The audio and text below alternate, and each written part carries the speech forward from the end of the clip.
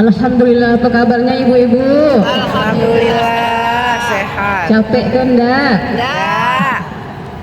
Alhamdulillah. Pertama, marilah kita panjatkan puji dan syukur kehadirat Allah Zat yang Maha Syakur, yang Alhamdulillah, Allah yang Maha Baik, yang telah memberikan kita banyak nikmat supaya kita tidak menjadi hamba yang kufur, apalagi hamba yang takabur, hamba yang sombong. Karena kita semua pasti akan masuk ke dalam kubur. Masya Allah, suaranya ibu-ibu ini mic-nya bagus sekali ya Bu, sampai di di parkiran ya. Subhanallah, ini berkat jamaah mujahidah yang luar biasa. Selawat dan salam kita haturkan kepada beliau baginda Rasul sallallahu alaihi wasallam. Mudah-mudahan ibu-ibu yang rajin kumpul di tempat lingkungan yang baik-baik, selalu istiqomah ibadah, mengikuti ajaran Rasul, mudah-mudahan akan dikumpulkan bersama Rasulullah sallallahu alaihi wasallam. Amin ya rabbal alamin.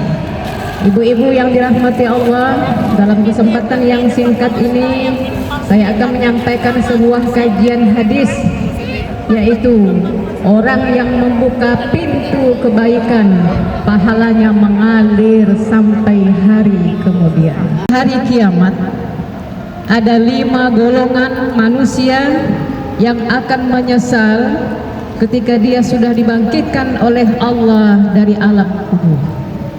Ada berapa golongan? 5 golongan. Tapi saya akan sebutkan saja nanti sekitar 2 atau 3 karena waktunya tidak cukup. Yang pertama adalah orang kafir. Yang namanya menyesal tidak pernah di awal, pasti di akhir. Kalau menyesal hari ini masih diperbaiki, besok lusa masih bisa. Menyesal minggu depan masih bisa diperbaiki 2 minggu kemudian. Tapi kalau menyesal setelah Allah bangkitkan, tak ada kesempatan lagi untuk mengulang kebaikan. Itulah yang tertera dalam Al-Quran, disampaikan oleh Allah Subhanahu wa Ta'ala. Ada 5 golongan yang akan menyesal manusia ketika dibangkitkan oleh Allah Subhanahu wa Ta'ala. Yang pertama adalah orang kafir. Yang kedua adalah orang yang salah memilih teman. Yang ketiga adalah orang yang tidak bisa memanfaatkan harta dan jabatan. Saya ulangi, yang pertama orang kafir yang akan menyesal.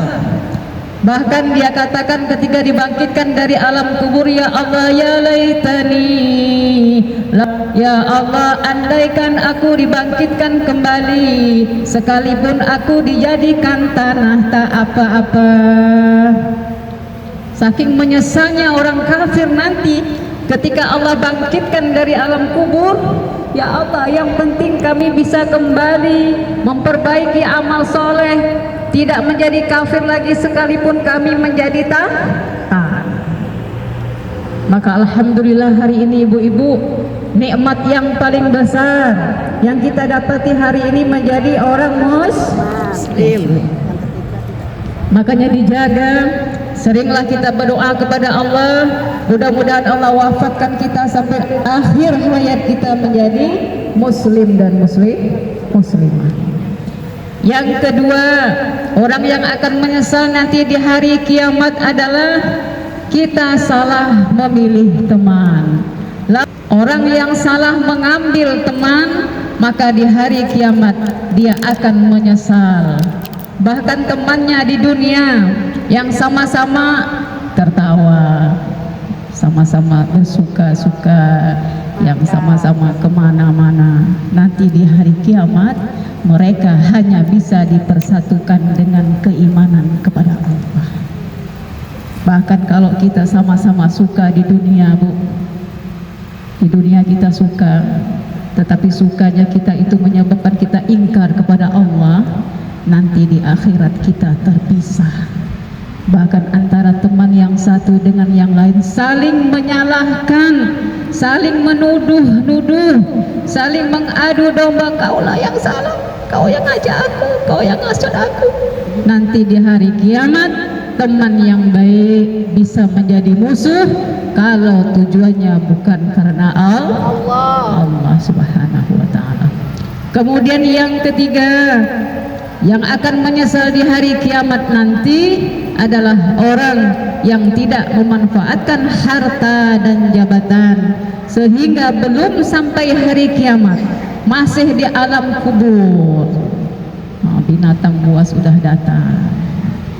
Kalau dia bakhil, kalau dia pelit, kalau dia tidak mengeluarkan hartanya di jalan Allah, maka semua apa yang dia bawa. Yang ketiga inilah ibu-ibu sekalian yang akan saya bahas dalam kesempatan yang berbahagia ini adalah orang yang mengalirkan harta dan jabatan di jalan Allah Subhanahu wa ta'ala.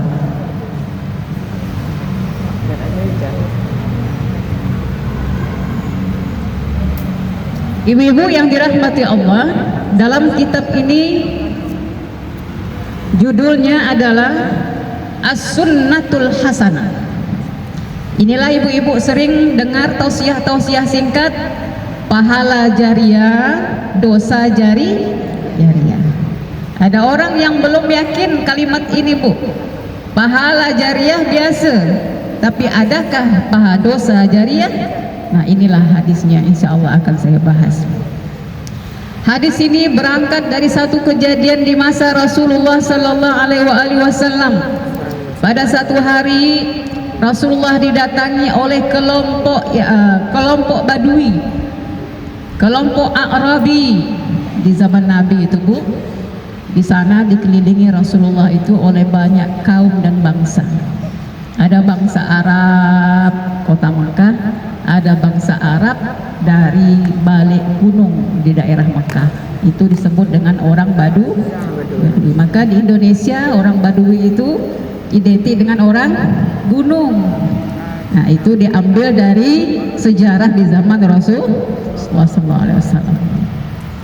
Di zaman Rasulullah ada sekelompok orang Arab Badui datang berbondong-bondong mengajak bertemu dengan Rasulullah Sallallahu Alaihi Wasallam. Tapi yang aneh di mata Rasulullah, mereka datang ini dengan membawa wajah yang tidak enak, bawa wajah galau, bawa wajah susah. Maka saat itu datang kepada Rasulullah dengan wajah yang tidak baik keadaannya, karena saat itu mereka membawa kondisi yang buruk karena ekonomi mereka yang dilanda musim waktu itu kekurangan. Maka datang kepada Rasulullah Sallallahu Alaihi Wasallam, lalu spontan Rasulullah Sallallahu Alaihi Wasallam mengajak para umat yang lain untuk bersedekah. Kata Rasulullah, wahai kaum Ansar, kaum Muhajir, kaum Mekah, yuk kamu lihat ini orang Badui datang dengan wajah yang tidak nyaman dilihat. Maka saya anjurkan kepada kalian untuk bersedekah. Ternyata mereka yang mendengar yang baru ini, Bu, pun menampilkan wajah yang tidak enak karena disuruh bersedekah. Maka muncullah hadis Rasulullah Sallallahu Alaihi Wasallam mengatakan, man sanna fil Islam sunnatan hasanatan fa'umila biha ba'dahu kutiba lahu mithlu ajri man amila biha. Ini hadisnya. Barang siapa yang membuka satu pintu kebaikan dalam Islam, satu kebaikan saja, dan orang mengamalkannya, maka dia akan dibalas kebaikan yang tak pernah putus selama orang itu mengamalkan kebaikannya. Ini hadis bukan, Bu? Hadis. Jadi yang dimaksud ini, kalau ada orang yang hari itu butuh makanan, lalu dengan makanan itu dia makan menjadi ibadah untuknya, bisa membuat dia hidup hidupnya kembali tenang, hidupnya kembali nyaman, ya kan? Kemudian dia bisa kembali menafkahi keluarganya, maka sepanjang kebaikan itu pahala ibu akan peroleh. Termasuklah pengajian. Misalnya ibu bersedekah membangun pondok pesantren, walaupun hanya dengan 1 semen, tapi dengan 1 sak semen itu bisa membuat utuhnya bangunan.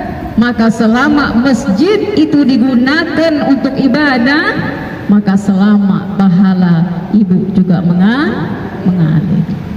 Tapi dengan syarat harus ikhlas karena Allah Subhanahu wa ta'ala.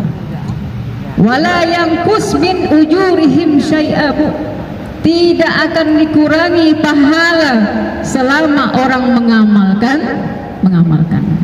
Tapi hati-hati, masalah sedekah ini hati-hati ya Bu, hati-hati. Biarpun banyak sebesar gunung, setinggi langit, kalau diungkit-ungkit maka bombastis, hangus. Kalau bukan karena aku pengajian tuh tak ada ramai. Kalau bukan karena aku yang nyumbang, tak ada sukses. Qaulun ma'rufun khairun min shadaqatin yatba'uha adza. Satu kata yang baik lebih mulia di sisi Allah dibanding bersedekah yang diikuti dengan hinaan, cacian, makian dan diungkit-ungkit. Tapi ibu-ibu di sini enggak ya? Insyaallah. Makanya ini yang agak fenomena sekarang ini, yang susah dia Bu. Sekarang ini makin zaman makin maju, makin banyak ragam manusia. Pergi kodah hari Jumat, mulai subuh hari banyak berkeliaran orang-orang di luar tuh, ya enggak? Yang tadinya tak pakai kerudung, ya enggak? Yang tadinya tak pernah menuju ke masjid, pergi ke masjid. Yang karena apa? Karena hajat tadi, meminta sesuatu. Tapi kalau kita dalam kondisi seperti ini, ibu-ibu sekalian, udah enggak apa-apa. Kalau dia datang ke rumah, terima, jangan ditolak. Kau nih minta sedekah lagi, minta keluar sana. Qaulun ma'ruf, lebih baik kau ungkapkan kata yang indah, kata yang tidak menyakiti, daripada kau berai dia. Pergi ke sana, lempar sana, pergi sana, cepat sikit, lempar duit. Tak boleh ya Bu, itu bukan ajaran Islam. Boleh masuk Bu sini, ada kue lempeng apa ke kasih dia, kue sempret, kue baulu, air putih buat kenyete ya. Walaupun kita tidak boleh apa-apa, urusan dia nak ngomel-ngomel, urusan dia. Yang penting kita tidak menyakiti. Ini orang yang tidak akan menyesal nanti di hari kiamat. Tapi sebaliknya kata Rasulullah, man sanna fil Islam sunnatan sayyi'atan. Ini yang bahaya nih. Barang siapa yang membuka pintu kejahatan, lalu orang lain meyakininya, orang lain mengamalkannya, maka selama makin banyak orang mengamalkannya, meyakininya, selama itulah dosa kita mengalir. Auzubillah, habis pahala kita. Maka yang bahaya hari ini adalah lidah dan jari. Yang bahaya hari ini yang bisa menghanguskan amal kita, lidah. Yang kedua jari. Apa pula jari Ustazah? Itu yang ibu genggam itu sekarang. Itu bahaya tuh. Maka jangan langsung ngeser-ngeser Bu, bahaya. Tak semua orang sama pemikirannya. Saya biasanya itu kadang-kadang pernah saya membuka WA itu Bu, saking lamanya tidak dibuka grup itu, percakapan dah 4.000, dah 2.000, dah 1.000. Sekali buka HP pun dah tak bisa bergerak. Ternyata dalamnya video semuanya. Tidak masalah, tapi dibuka dulu Bu. Teruskan. Apalagi yang kita teruskan itu adalah ulama misalnya ya. Masalah fitnah, masalah belum betul, jangan bisa lagi, Bu, tak usah. Cukup kita yang tahu. Kadang saya bingung juga, ibu-ibu nih Masya Allah masiknya luar biasa. Insya Allah jadi pendakwah semua. Cuma bahaya itu kalau gara-gara terusan kita membuat orang menjadi bingung, membuat orang misalnya menjadi memfitnah, maka itulah namanya dosa jari. Habis pahala kita, habis pahala kita.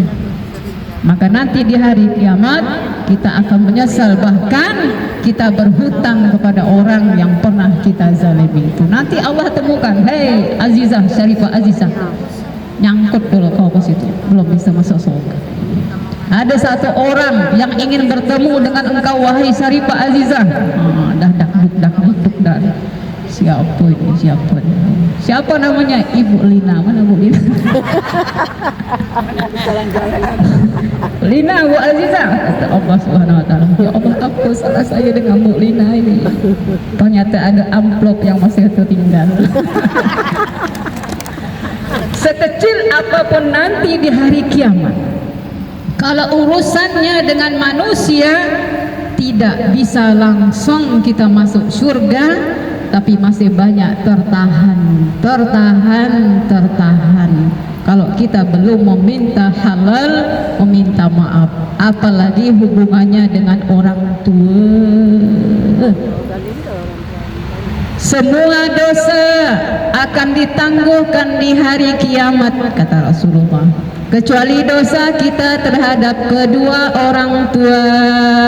Allah tak sabar lagi untuk menundanya.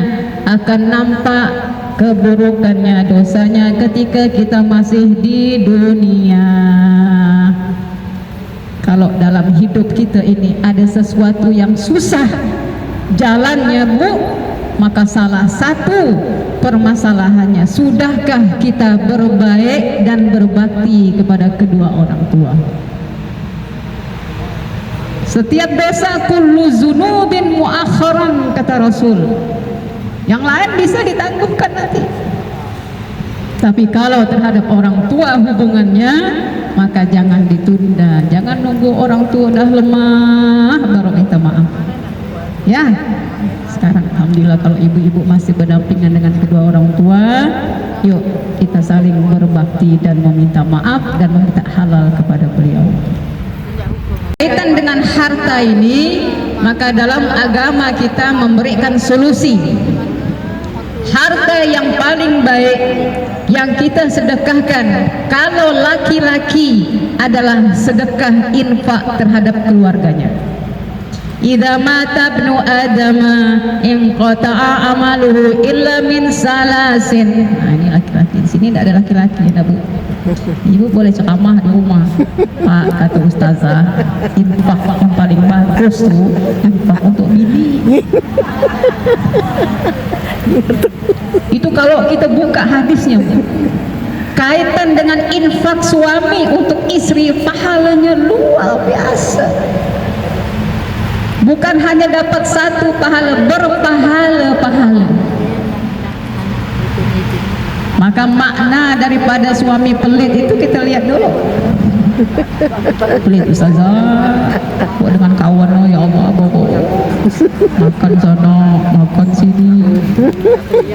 Ibu lah yang tahu jawabannya tuh. Yang boros ibu atau bapak? Yang pertama, infak yang paling terbaik bagi laki-laki adalah keluarganya. Kalau dia punya keluarga, istri dan anak, maka namanya nafkah keluarga. Kalau dia masih menanggung orang tua, namanya kewajiban nafkah dia terhadap kedua orang tua. Jangan bangga dulu, saya bangun masjid, selesai, kata suami. Saya bangun pesantren, selesai. Besar pahala aku nanti di surga nih. Allah bangunkan aku satu istana yang megah. Tapi ternyata anak bininya menderita. Maka sesungguhnya infak yang terbaik adalah keluarga. Yang kedua, orang tua. Infak yang paling mulia adalah infak seorang anak laki-laki, ya Bu. Anak laki-laki terhadap orang tua. Ustazah, orang tua saya sudah meninggal, bisa tidak saya berinfak bersedekah atas nama orang tua saya? Bisa, sangat bisa. Banyak hadisnya, Bu. Baik itu berbentuk harta maupun berbentuk amal. Dalam hadis di sini tertera, Bu. Maka kalau kita punya orang tua, kalau kita laki-laki hukumnya wajib. Kalau ada orang tua yang punya hutang, bayarkan hutangnya. Baik dari harta orang tua maupun harta kita. Kalau orang tua kita meninggalkan hutang puasa, hutang haji, nazarnya yuk dibayarkan dulu sebelum kita memberikan nafkah sedekah kepada orang lain. Ustazah, mak saya sudah meninggal, bapak saya sudah almarhum, ada harta saya, ada warisannya, bagaimana cara bersedekah kepadanya atau atas namanya? Bisa. Ibu belikan anak kambing. Oh, ternyata saya hanya punya duit. Anak kambing itu berapa harganya? 500.000 ada? Hah? Tak ada ya Bu ya? Oh, tahun agak ustazah 500.000 dapat telur.